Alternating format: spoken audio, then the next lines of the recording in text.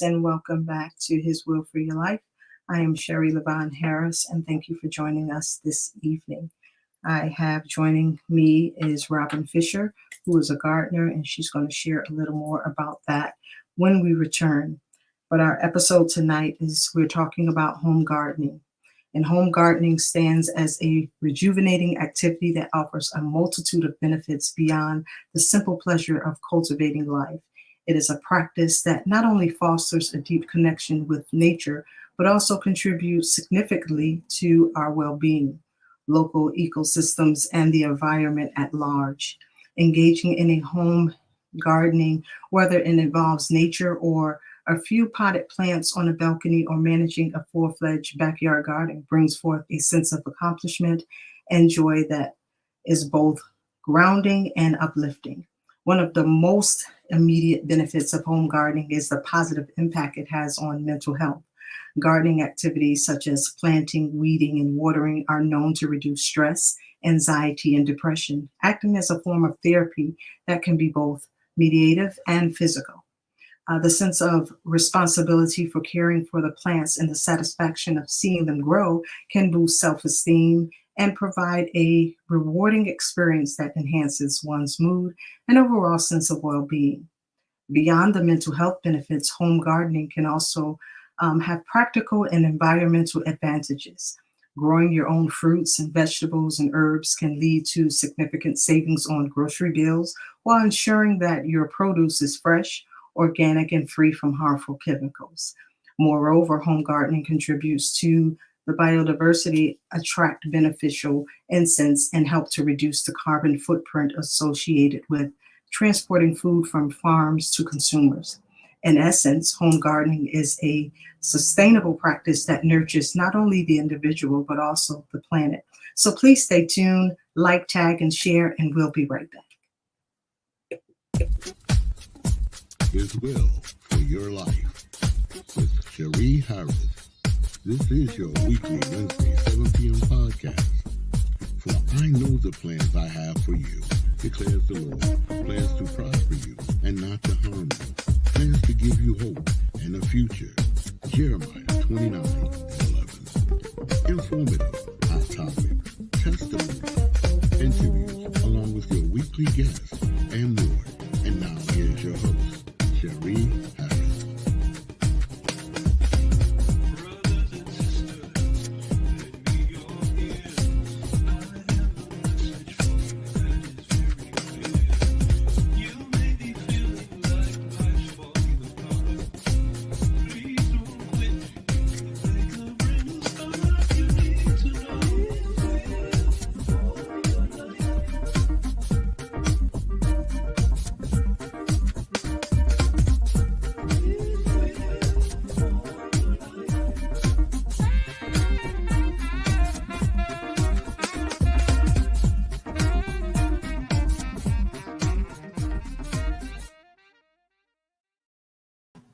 Greetings and welcome back to His Will for Your Life. Again, I am your host, Sherry Levon Harris, and joining me is Robin Fisher. How are you? Doing well. I'm Glad glad to be here. Great. I'm going to give you this opportunity to share with our audience who you are and what you do. Okay. Well, my name is Robin Fisher, and I'm a retired social worker who has now started a home garden that feeds my family for most of the year. Recently, and 2 years ago, my husband and I decided to sell our house in the development and buy a acre of land so that we could start producing our own food, or most of our own vegetables. Awesome. I'm a master gardener, certified by Rutgers University, and gardening's just been a part of my life for since I was a child. My grandmother had a small farm. Nice. And so that's where you learned most of your gardening skills, if you will. Yes. Picked up stuff along the way, but Great. Great. I am glad to hear that because we're going to be talking about this all month long with various gardeners who, just have home gardens. They're Yeah. not professionals. I'm including myself in because I'm about to start one as soon as I get some lessons from you. But um, we are in need of having our own home gardening. And how do you feel about that? I think that everyone should produce some food for their family in some way. If you're in an apartment, you can still have a small garden on a balcony or a patio, or um, if you have a um, any portion of a yard that you can use, you Mhm. can produce some food, and you'd be amazed at how much you can produce in a small space. It's just the food that you produce on your own is going to be much healthier, have more nutrients in it. You know what's going into it. It's not what you're buying from the grocery store that might have come from not only from across our country but from another country, and you just don't know what was used on it. Great. And that's so, so true. So true. That's one of the reasons why I desire to grow a home garden, but I don't know the first thing about it. And so, hence, you are here. What type of gardening do you enjoy the most? Vegetables, flower, container, etc., and why? I i don't know that I have a particular kind of gardening that I enjoy, because I have plants in the house. Even in the winter, I have citrus trees, small citrus trees in my house. Mm-hmm. And right now, I have lemons that have come in. So I've been using those for the last month or so. Okay. Those are things that you can grow in your house. So I'm really kind of gardening year round. But I think the I get the most joy out of the spring gardening, and everything's starting up again, when life is coming back to the ground. Mm-hmm. And I usually start my vegetables, and that starts in February. Okay. So I start seeds and start in February. And so for things that grow slowly and that are going to go out into the ground right about now, um, and Okay. sometime at late March, early April, you can start putting out your cold hardy vegetables. So that I think that's the where I really have enjoyment in it, is the spring gardening. Okay. So you said you start planting in February. What are some of the things that can be planted that early on in the year? Things like uh, onions, broccoli, Hmm. cabbage, collard greens, kale, um, anything that will survive.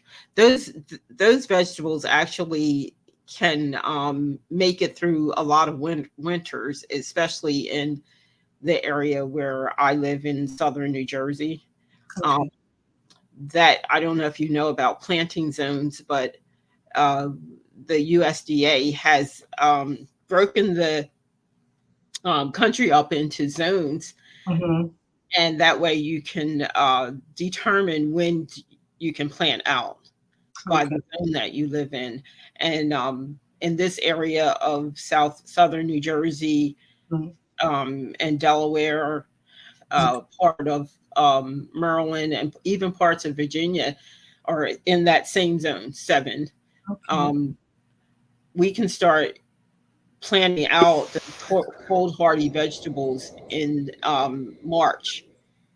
So if you have them prepared, if you've seeded them before then in small pots and Hmm. have them ready to go out, um, and lettuces, things like that, people are already harvesting those things, those vegetables.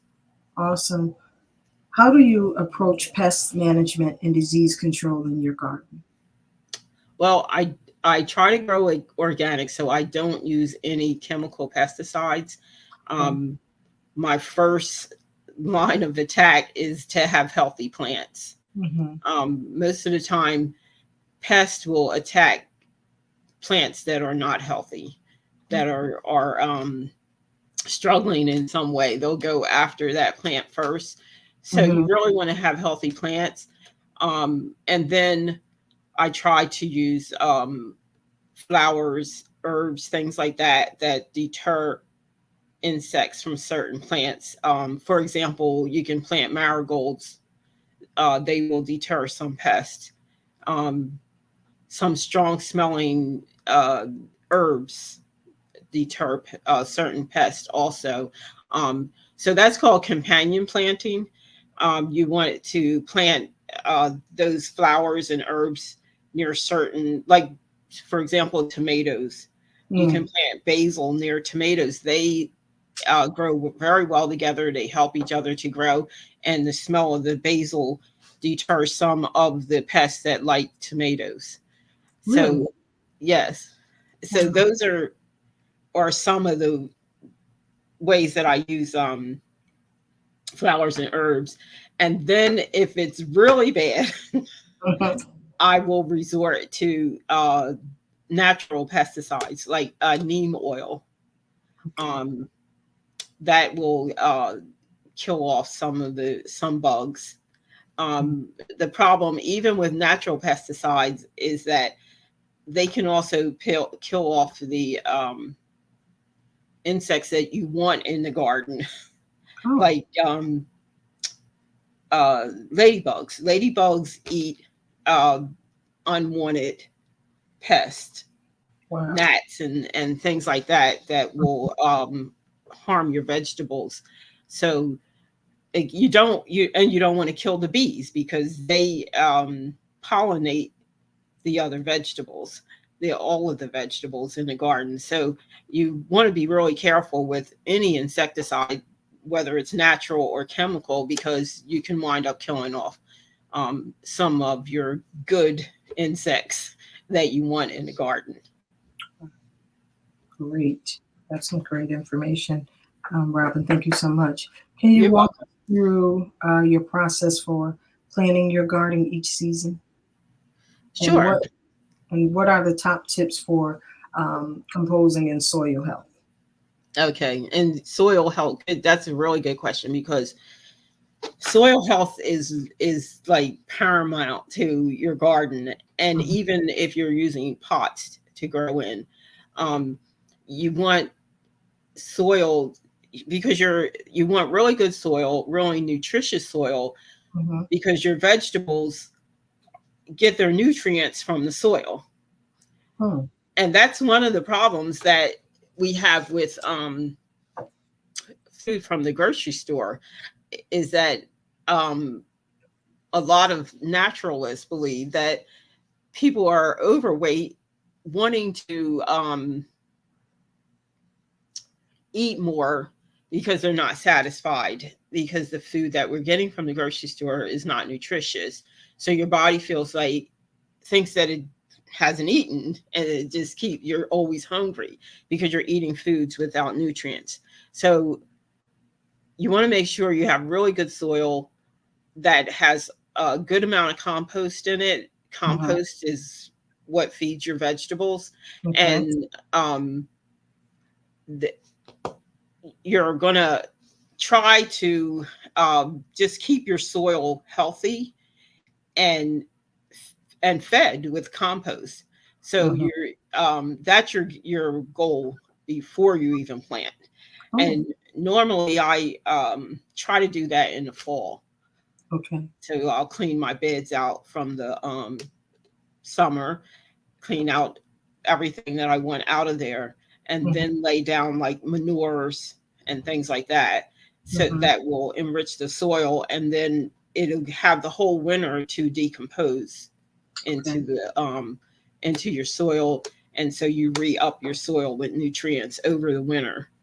If you aren't planting out in the ground, and I use raised beds, and they're just easier to to garden in. But if you're using pots, Mm-hmm. just, they have lots of good organic soils now that you can use in pots. I wouldn't use Miracle Grow. I know everybody wants likes to use that. That's full of unwanted chemicals and things. So I would Wow. try to find a natural, even Miracle Grow might actually have an organic potting soil. So Okay. that would be fine. But try to find a organic soil that doesn't have chemical fertilizers in it. Gotcha. Gotcha. So what has been your biggest challenge in gardening and how do you overcome it? um, the biggest challenge for me has been the animals. Mhm. If anyone gardens, there's a battle with the animals. Okay. Um, it's good.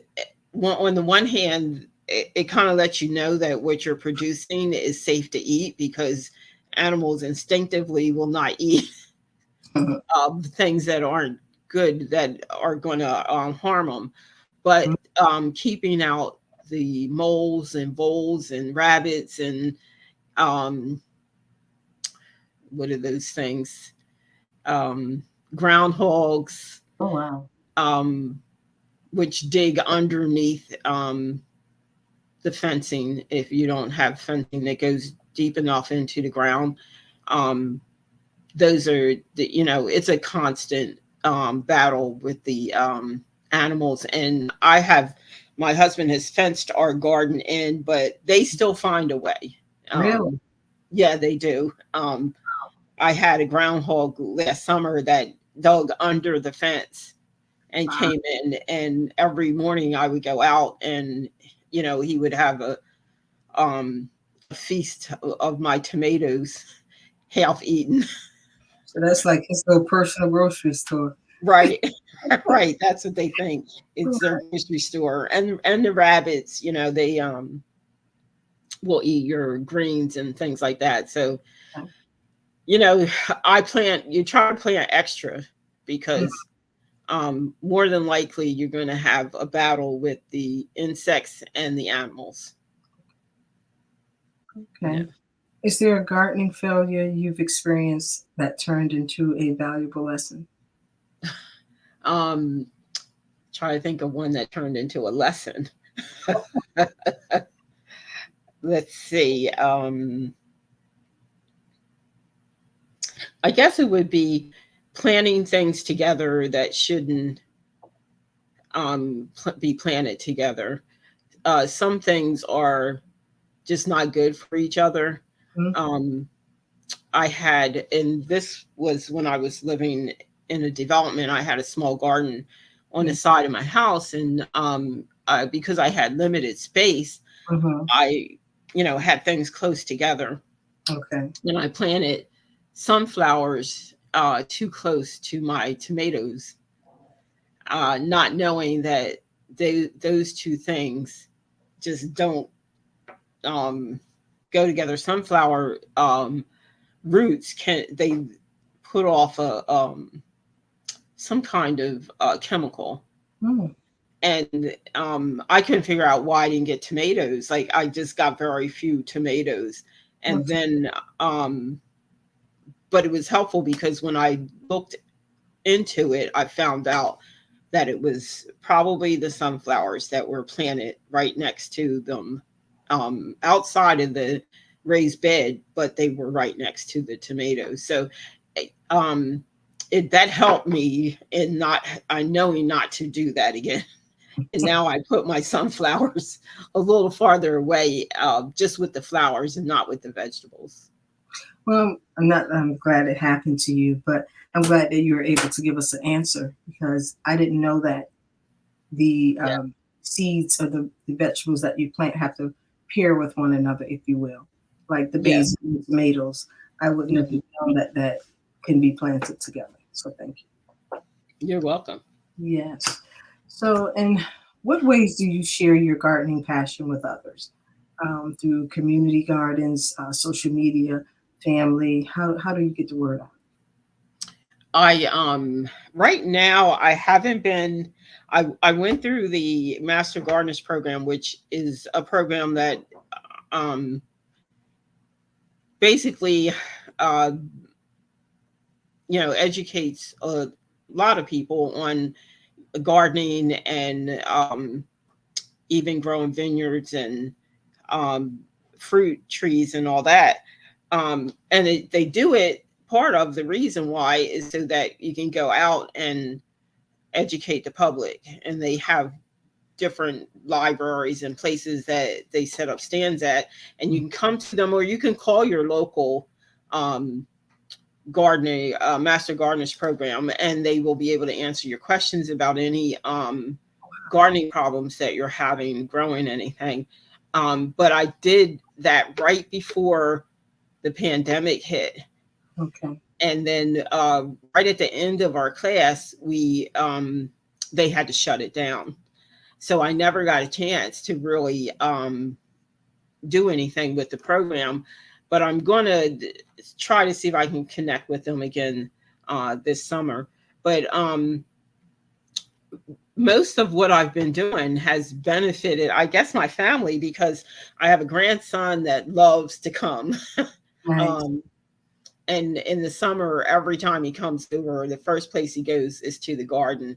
Uh, Wow. as, as a matter of fact, most of I have three other grandchildren in, well, four others in Atlanta, and they immediately go to the garden also. Um, I've been able to share food Hmm. with my neighbors, and flowers, and and all with my neighbors. And then some of the neighbors actually bring their children to the garden, Nice. um, as they're walking by to look at it. So it really is a learning, really good for kids. It really is. And I'm to the point where I'm thinking I'm going to make a small garden this summer just for my grandchildren to work in. Wow. That's awesome. That is awesome. Um, we have someone saying they did a youth program and used the master gardeners and they fixed senior citizens' gardens. Another said it's amazing what kids learn from watching. Yeah, So that's really nice. that is really really true. How do you incorporate the produce or flowers from your garden into your home or community, if you will? Oh, well, um, I grow, my garden is 30 feet by 60 feet. Mm, So it's a pretty good sized garden. I actually grow all the produce for our family for the year. wow. So we eat off of it fresh during the summer, and then as everything ripens, I either can it or freeze it. So we have we don't have to buy vegetables Hmm. unless it's things like lettuce or uh, fruit in the winter.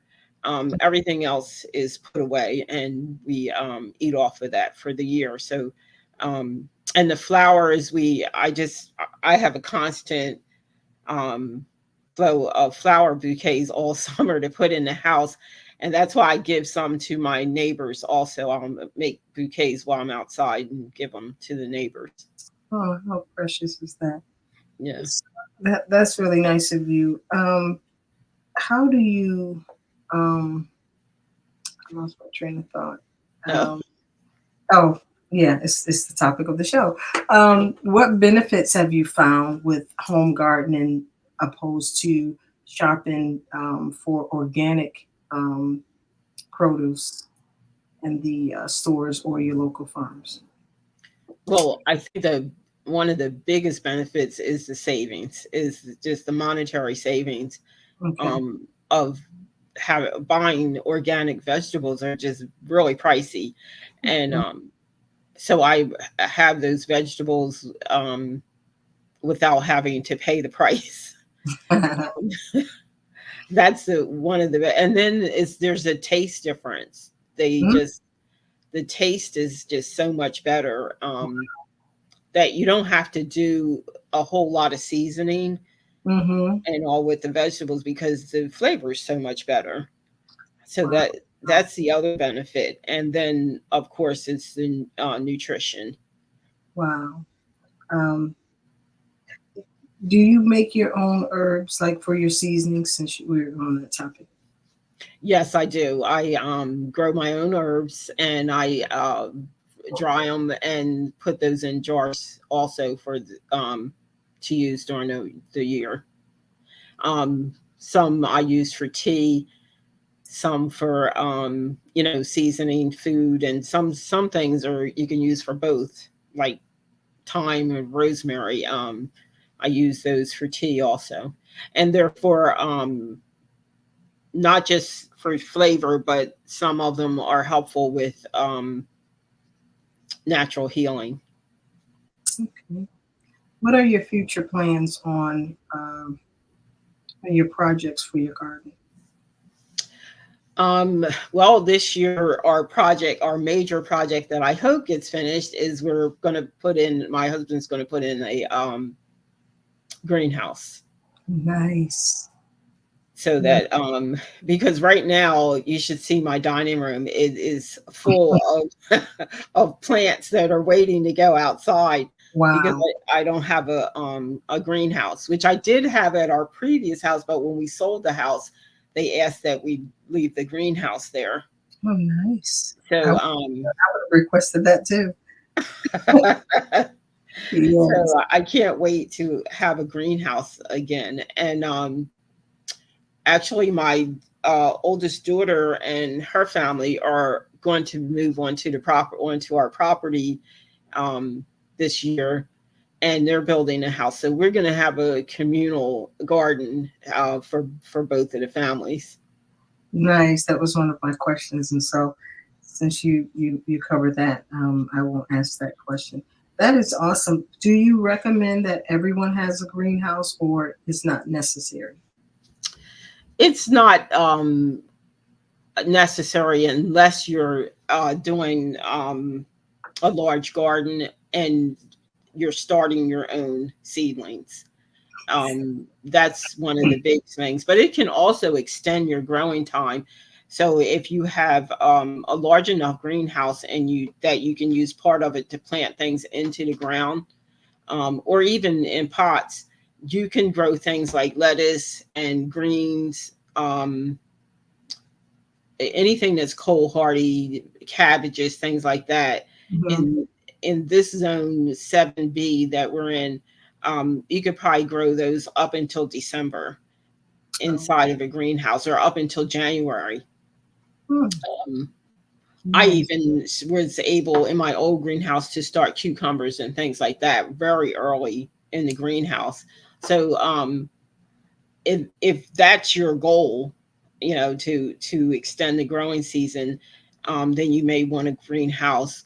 Or if you're going to be starting your own seedlings, and Okay. that starting your own seedlings is such a money saver. I've looked recently in the gardening stores, and most of the plants are going anywhere from $3 to $5 each per Right. plant. You can buy a pack of seeds for less than $5, Mm-hmm. and start any number of seedlings out of those packs of seeds. So it's just a big savings to be able to start your own. Okay, awesome. Let's go on to your personal favorites and recommendations. What are your most have gardening tools or resources? Tools. Yeah, your tools or your resources. Okay. I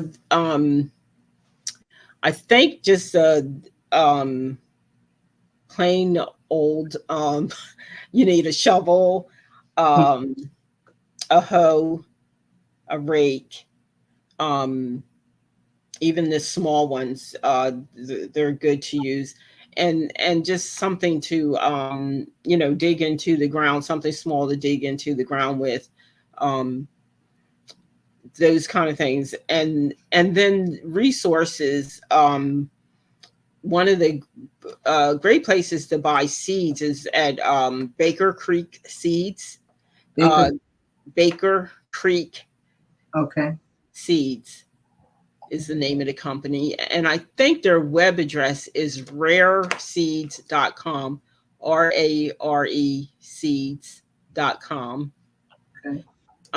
They don't sell any hybrid seeds.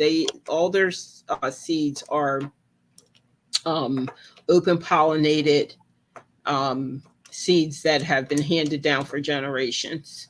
And Okay. they have seeds from all over the world. Another company that I just started buying from, but I really enjoyed their seeds and they had good germination, is Sister Seeds, SISTAH, Mhm. sistaseeds.com. And she is a Black woman from out of Pennsylvania near Lancaster, Mhm. young woman, and she does a phenomenal job. She has lots of stuff on her website, t-shirts and tote bags and things like that that are really nicely designed. Mhm. Um, and her seeds, like I said, I brought my husband actually gave me a birthday present of a package of things from there, and everything germinated really well. She has lots of seeds from the motherland. Mhm. Um, and so really interesting place. But those are two really good resources. Um, Trying to think if you like fancy um, and really interesting plants and seeds. You can, well, they don't have a lot of seeds, but they have a lot of interesting plants. Is Styers, Styers. It's terrain, and they're located in Delaware County, Glen Mills, I believe. If Okay. you, they have really interesting, um, unusual plants and seeds there. They're a little pricey, but it's, even if you just want a nice day to go Mhm. wander around in their shop, and they have all kinds of gardening tools and things like that. They're Okay. good to go to. Thank you so much. Can You're you welcome. thank you. Can you recommend any plants that are particularly rewarding or easy for beginners to start with, like myself? Oh yeah. Um, Probably some of the easiest are lettuce. Okay. You can just kind of if you get a mesclun mix, MESCLUN, I think it's spelled. You Mhm. can just kind of sow those in a maybe a 12-inch pot or something, Okay. and just follow directions on the packet. Sow Okay. those in a pot, and it'll come up, and you'll have that, that mix that they sell in the spring mix they sell in the grocery store. Yes. It'll That's what. turn into that, and you can just keep cut. They call it cut and come again. You can just keep cutting off the tops of them, and they'll just keep growing back. So Wow. those are easy. The other easy things are squash, um, and trying to think, squash, tomatoes. Surprisingly, are kind of easy. Also, they Mhm. germinate. That's why I think just so many home gardeners grow tomatoes, because they're easy to grow. I Okay. mean, there are a couple of pests that will bother them, but um, they're pretty easy. And if you buy them already started, um, you don't have to grow them from seed. But if you're in an apartment or you have a really small place, they have what they call, I think they're called Tom Thumb tomatoes. Mhm. They only get they're like cherry tomatoes, and they only get maybe at the most like 8 inches tall, Okay. but they have the sweetest little tomatoes on those. So, um, yeah, those are, I think, the easiest, like lettuces, squash, and tomatoes. Okay. Awesome. Awesome. Awesome. What is your favorite plant in your garden right now, and what makes it special to you? Um, I think one the plants that I grow every year, and they're kind of hard, but they're so pretty, and I can use it, dry them, and use them for tea throughout the year. Is Roselle, and it's used in Jamaica. They make the Roselle punch, and I think they might call it another name, but Okay. it is it's a really it grows kind of big, but Mm-hmm. it puts off these beautiful flowers, and Okay. then it's a relative of the okra family. They both okra is a beautiful plant too. Puts off really pretty flowers. I know. Um, but and then there, I make you can make punch and roselle punch and use it for tea or whatever. But it's just really pretty in the garden. So that's become one of my favorite things to grow every year. Nice, nice. That is it for my questions for you, but I know that there's probably a lot more that you can share. And so I'm going to give you this opportunity to share some things that I may not have asked, as well as give the audience an opportunity to ask you some questions also. Okay. Well, I just like to encourage Mhm. anyone that can or have has an interest in it Mhm. to start a garden. It's just one of the most rewarding things to that you can do to actually take care of plants until they produce um, food for you.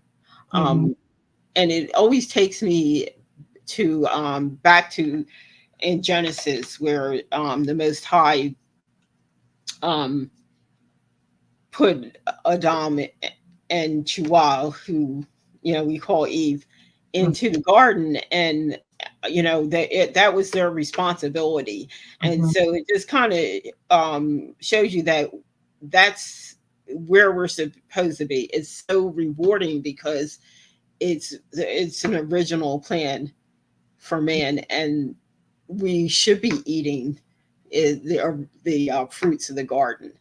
Mhm. Um, there's a scripture in trying to remember where that is. Let me see if I can find it. That says that we're supposed to build houses and plant vineyards and Mhm. eat the fruit of it. Let me see if I can find that scripture. Uh,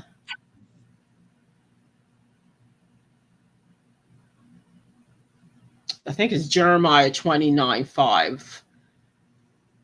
Let's see.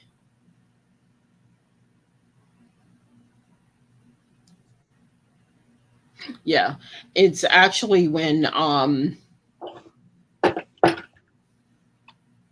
the children of Israel were taken captive in Babylonia, and they were being freed from their captivity.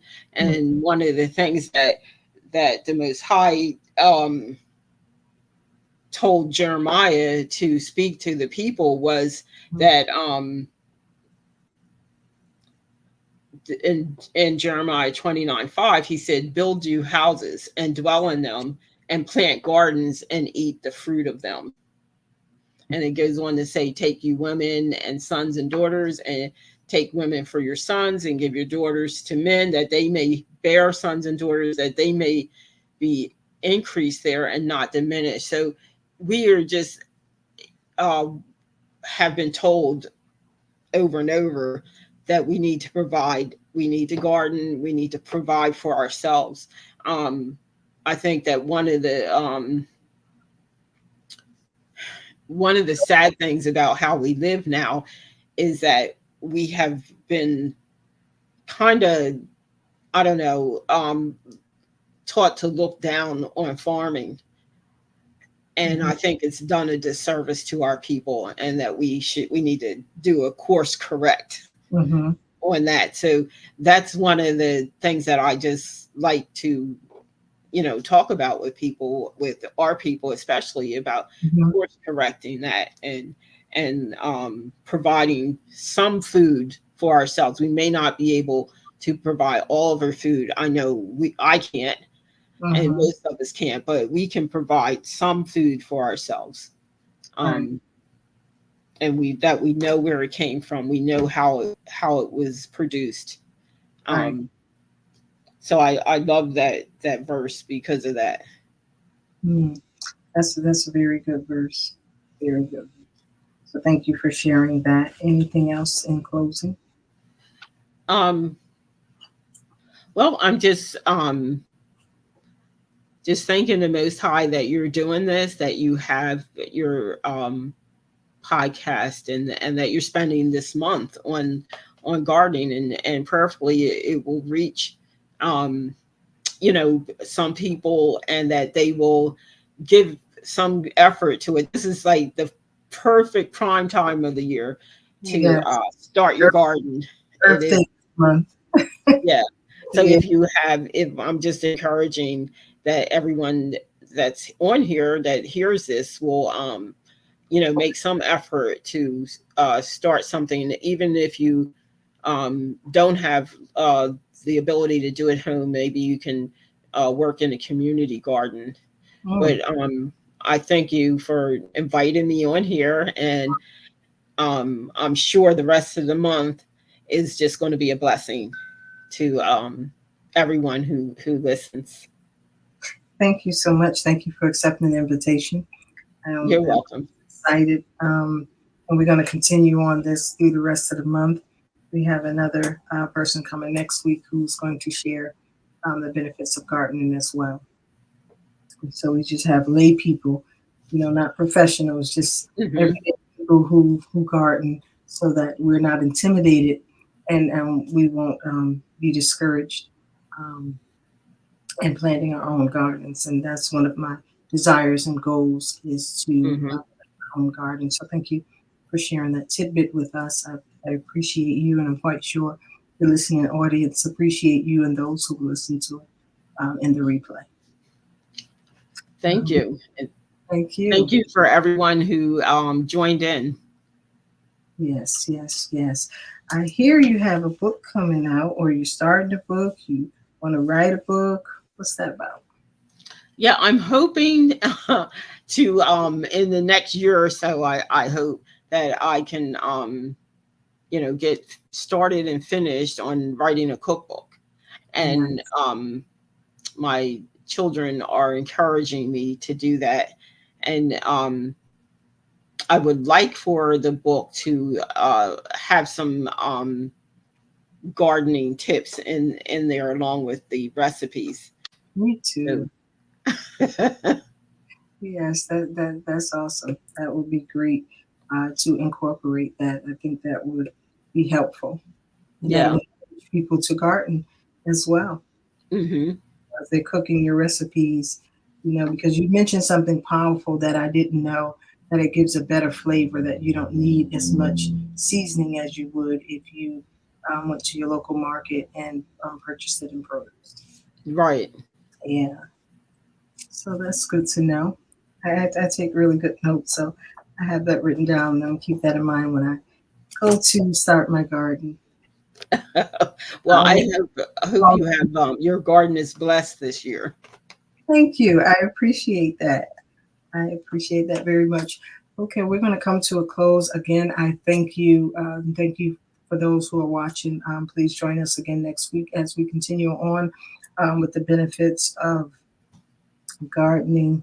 Our dear sister, can't even think of her name right now, and that's charge it to my mind and not my heart. But she will be here next week, and we're going to finish on this conversation.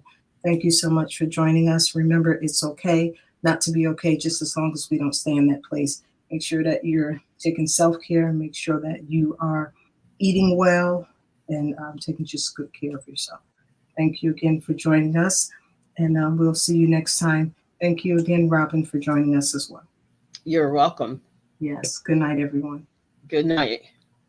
Join us again next week for another riveting, informative segment of His Will for Your Life podcast with Sherry.